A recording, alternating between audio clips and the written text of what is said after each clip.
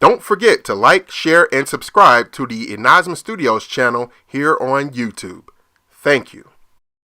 Hey guys, welcome back to Blerd It Out. I'm your host, Adrian Johnson, and on this episode, I wanted to pay homage to the unsung master cartoonist, at least for me, Ernie Colon. He's going to be 87 years old this year. 87 years old. He's been in the business for over seemingly 4 decades, 40 years doing this thing. And, with him, he's done some of everything. Not only is he just a penciler, but he's also been an inker, colorist, a letter editor. So the only thing he really has not done is publish the things, but he's been there. He's run the full gamut. So if there's anyone who knows what it takes to be a working cartoonist, it would be Colon. He also joins, I guess you would call it, a pantheon of artists who, were working well into advanced age. Artists such as Jean Giraud, Mobius, Richard Corbin, Will Eisner.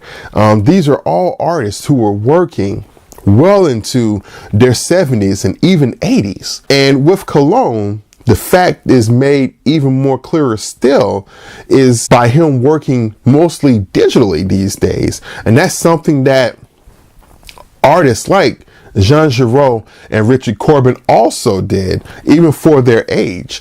So, art making knows no limits, and for him to be working digitally is really cool, as you can check out in this clip. This is where I do all my drawing, which I do on the computer. I don't use paper anymore. Were this paper, this would be such a pain in the neck to move and paste down. Technologically, we're cooking here. You're into computers? How old are you anyway? That kind of thing. I never imagined that I would be drawing without paper. Just the other day, I got the eraser here on the computer, and I erased something that was on the screen, and I blew on it, which I had never done before. Now, Colon is best known for his work on co-creating the character Amethyst with writers Dan Mishkin and Gary Cohn, and he's also known for his work with writer Sid Jacobson on a whole breadth of graphic novels with historical subjects and real-world topics. He's done comic book biographies on Anne Frank, Che Guevara, and real-world subjects such as the 9/11 Commission. And I believe he was working also on a book on American slavery, which I think is an excellent project, and I hadn't heard word about it in quite some time, and I'm hoping that he's still seeing about bringing it to light. And as I mentioned a few moments ago, Colon has done it all. And what I wanted to present amongst his voluminous bibliography of comics and books that he's done are just 5 that to me really signify a great starting point for someone who wants to check out Colon's work and really start getting into what he does. In no particular order, here are my 5 books. Here are my 5 picks for you to check out on Ernie Colon. Number 5, that's going to be Underworld. Now, Underworld is a 4-issue miniseries from 1987. It's written by Robert Loring Fleming, who will actually show up later in this list also, and illustrated by Colon. And it was published by DC, like I mentioned, in 1987. And it's about the beat cops in 1980s New York. Now, anyone who knows me knows that I love that particular era of New York. I may not have necessarily wanted to live there, but vicariously, just that whole era is fascinating to me. This particular series, I like it so much is because it's well illustrated, obviously, by Colon, but also it really gets the feel of those cop dramas from the 80s, albeit a fictionalized version, of course, of 1980s New York. But, there are some things that still ring very true, even in this depiction, and I enjoy this series so much. And I think it's one of those that you definitely should track down. And there's an ongoing mystery within the book as well that you don't find out the resolution thereof until, that fourth issue. And it's surprising because the answer was there the whole time.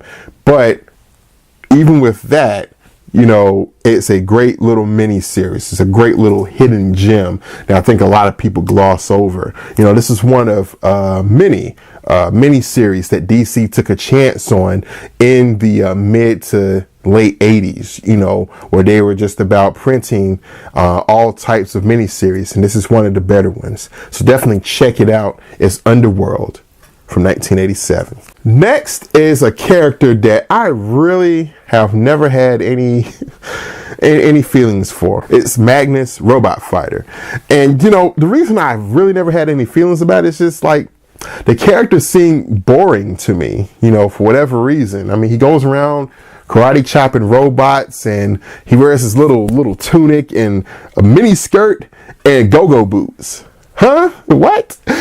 Anyway, this particular issue, why I have it, is because it's the first part of a two-part story. This is issue number 15 from Valiant Comics, I believe in 1992, if I'm not mistaken. Yes, August of 1992. And the second part is obviously in number 16, but for whatever reason, I can't find that one. I've tried to track it down at comic shops that I've been to, conventions as well, but the second part eludes me. However, this first part is beautiful. So for right now, I'll just have to go with this. And the interiors are excellent. Colon is illustrating on, some type of colored paper or illustration board, and he's bringing out all the mixed media. So you have acrylics, colored pencils, ink, pen, all of it. And it's one of the finer efforts that I've seen from him, in doing mixed media, and it's gorgeous. It's gorgeous. So if there's anything that can make me read Magnus Robot Fighter, it would be Ernie Colon. The third book that I want to present goes back to what we were talking about a few minutes ago, just with Colon being a complete cartoonist, having done it all. And this particular book here is very indicative of it. In fact, he said so in the introduction that he writes for the book. This is the Medusa Chain. It's a graphic novel from DC, actually number 3 in their graphic novel series from the early 1980s. This is from a time where DC wanted to get into the regular bookstore market in addition to the direct comic book market. And so they came up with the idea of producing square-bound graphic novels, about magazine sized, that would be attractive enough to go into regular bookstores and hopefully attract readers there. And some of those earlier efforts by DC, by the people who made some of those graphic novels were not too good. They're still fresh and learning the format, and some of the stories were okay. For me, this one by Colon is one of the better ones from that period. The Medusa Chain is one of those 80s space fantasies, I guess, that, followed in the wake of obviously something like Star Wars. But during that whole period in general, you really saw more of a proliferation of those type of stories, of that type of films, TV shows, and also comics, just that space opera, space fantasy type feel. And, the Medusa Chain is definitely one of the best ones, from that period, comics wise.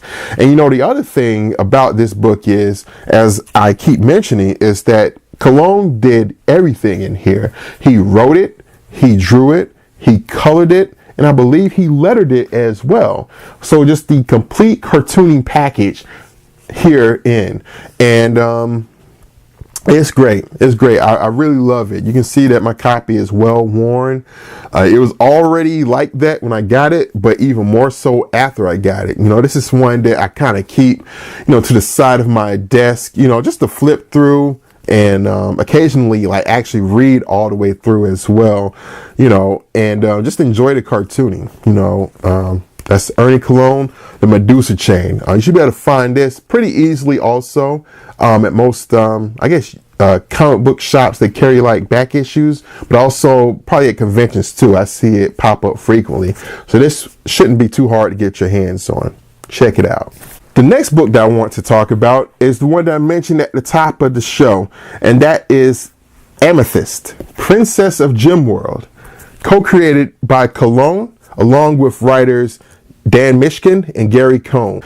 And the thing with Amethyst is that I feel like people have given this character short shrift because it's perceived as just for girls only. And I'm here to tell you that is not the case. I mean, it's so not the case. This is just a great adventure book, period. You know, there's no need to put any type of qualifier on it at all. I mean, this is one of the better miniseries and one of the better characters to come out of the mainstream companies in the 1980s, in my opinion. And as for Colon, I think that this is one of his landmark series. You know, it's definitely a character, you know, that I feel many people remember him for if they think about Colon, or if they're reminded of his work, they instantly go to probably Amethyst. And Amethyst, it never has been a popular book or nor a popular character, although I know that DC has done something with that particular character after one of their many relaunches, you know, here in recent years. But for me, this is the pure one. You know, this is the one I refer to. And, you know, I also have several of the other issues. Obviously, I have the whole Maxi series, of course, but I also have the DC Comics Presents, which is number 63. The crossover with Superman. Superman was the regular part of DC Comics Presents, so rather she was the guest star in that issue. And you know, and it's cool, and because it ties into the actual series itself, you know. And I'm such a fan of Amethyst. I also went full hog, and I got, bam, the big phone book, the big Showcase Presents volume of Amethyst as well. And this actually contains not only the Maxi series, not only the DC Comics Presents, but every iteration of Amethyst, you know, that there was prior to, I believe Amethyst was written out, the incarnation that I'm familiar with, maybe around the time of Crisis on Infinite Earths, where, you know, DC was doing, again, one of their internal reshufflings, you know. And this also contains the first appearance of Amethyst, which I believe is Legion of Superheroes 298, which I need to actually get in a single issue. I'm still a completist, so I gotta have it. But yeah, Amethyst is just a wonderful adventure series, wonderful fantasy series.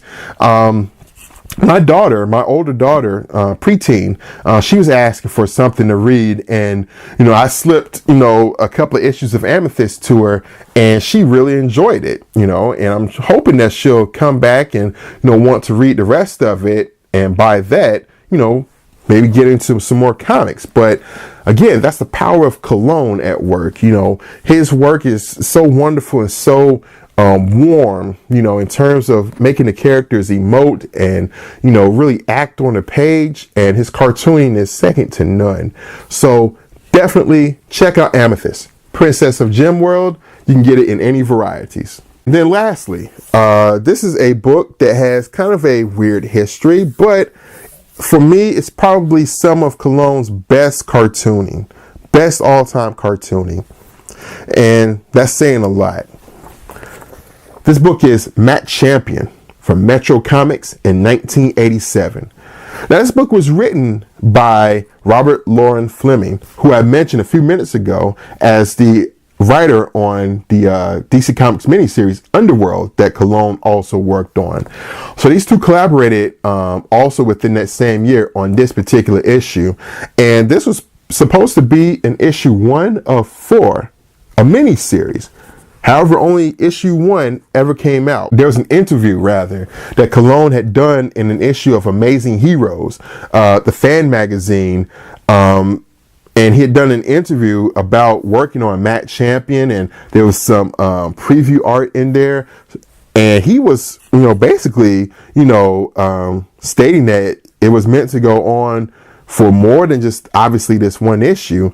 And it's a shame that it didn't, because it's some of his best cartooning, just beautiful stuff.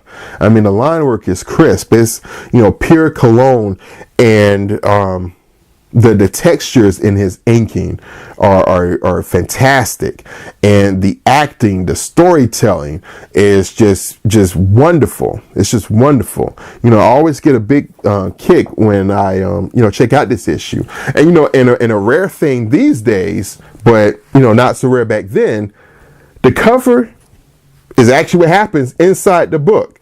Fancy that. But it's a complete package. This particular issue may be tough to get a hold of, since it was published by a smaller company, a smaller imprint. When you flip and you come across it, snap it up. It's definitely one of those instant books to pluck out and set to the side and take home with you, if you're back issue hunting. And basically the story is that it's about a Depression era family. They're getting ready to get foreclosed on as far as their home.